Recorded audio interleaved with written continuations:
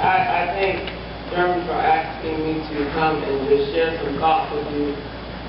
I thank Mr. Dennis for finding district dollars, which are always at a challenging time, to support this endeavor. But more importantly, I thank the Northwestern Middle School family with Mr. Gresham, Paxton Middle School, Reebok Middle School, Eugene Butler Middle School, Matthew Gilbert Middle School, Johnny Ford, and SOS Academy.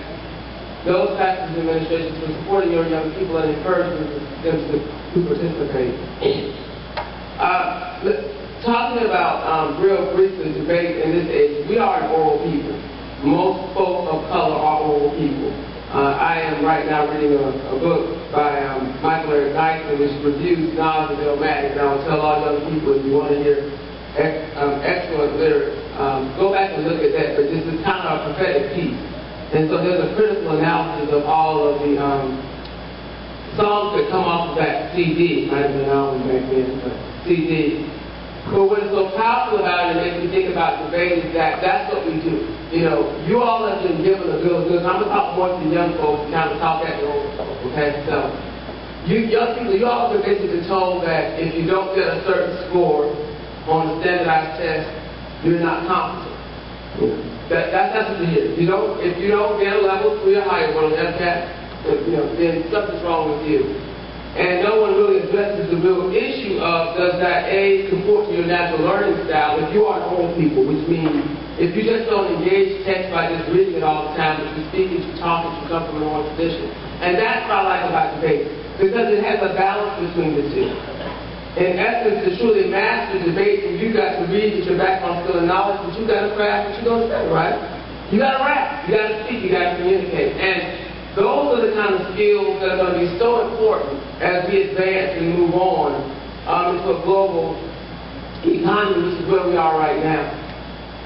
You know, Dr. Cornell West says, early on you need to determine what your vocation is going to be. That's what you want to do with your life. And you start thinking about it now. You don't have to commit to it. I changed when I was in middle school. By the time I got to high school, I probably changed what I was going to do about 5 or 10 times, and I still change it. I'm like 8 to 10 year cycle person, and I find something new. But you can start thinking about what you want to do. The second thing you want to have is your voice. What kind of voice am I going to have? Who am I going to represent? Am I a representative of African American males, African American females? Am I a representative of Generation Y? You know, am I a representative of Generation X? Who do I want to be? And what's your vision? Where do you see yourself? What kind of lifestyle do I want to have, and what is it going to speak about me? And that's why participating in events like this time puts that to the forefront for all of you. I heard Jeremy say earlier that we want to talk about the holistic development of urban youth, and that's a part of the foundation of this. You are challenged in a global economy to learn to love yourself while being taught to hate yourself. And what do I mean by that? Learn to love yourself while being taught to hate yourself. If I were home now tonight, guys, right, I would turn on television, and all I would hear are the issues out of certain sections of the community, largely African American males or African American folk, largely the northwest side of town, which is where I live, which is where I grew up, which is where I went to school.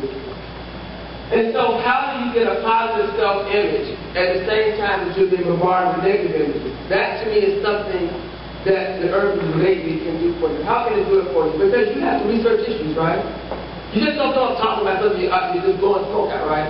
You got work to do.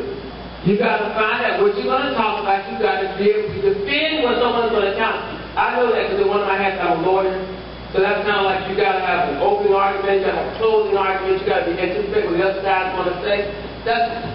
You start practicing these skills down in middle school, and you can counter those negative images that the media is bombarding you with.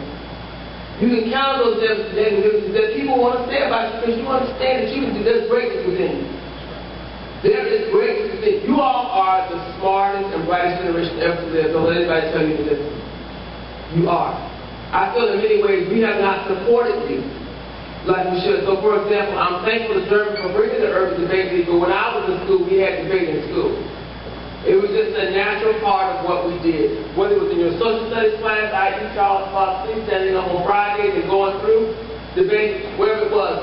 So I'm thankful to him, but that should have been a part of your development anyway. I'm going to give a brief talk in terms of what's the historical perspective of education, particularly for people of color. The literary history of African Americans made it punishable, i.e. illegal, by fine or jail to teach an African American enslaved to read because of the particular concern with the liberatory impact of knowledge. I.e., if you learn something, you know something, then you might understand how to change your condition. You move from that to a system of education now that basically says everything you should know should be reduced to a test you'll take over a 2-week time frame. And that wasn't the way it was when we were in school, guys. It really wasn't. We had tests, but tests did not drive our curriculum in the same way. It did. Everything we did wasn't reduced to that. So your challenge is how, in the midst of that type of environment, do you go on and make certain that you get a quality education. I want you to understand something. Nobody's going to give you a quality education. I'll be real clear. I used to be a teacher before I was an attorney about 20 years ago, and I would tell people, you know, the worst grade you can get is a C. And sometimes that's all students aspire for. You know what a C means? I'll see you later. I'll see you right around my class. I'll have to see you again next year because I'm supposed to move on. But it doesn't mean you attain mastery. So you need to know now you have to make folks teach you. You have to make them teach you, but at the same time, you got to do all you can to learn as much as you can. Not be limited by what's in your classroom, but become a student of the world. I don't really have an idea of what you should decide to do. That's up to you. I believe God created us all with a unique gift and unique ability. I believe that. I believe everybody has a unique call place in their life. A part of your finding your vocation, your voice, and your vision is understand what your unique call is. Why was I put it? Because it was put it for a personal reason. That means you do anything you want to do, whether you want to be a doctor or a lawyer, you want to be a teacher or a preacher, whether you want to be a rapper or an athlete, whether you want to be a business owner or a hairdresser or a policeman or going to the military. That's anything you want to do, you've got to commit yourself right now. And I'm going to study and learn all I can about that. Anybody that you look at that excels in any area, particularly in this market, has become a student of whatever they're doing.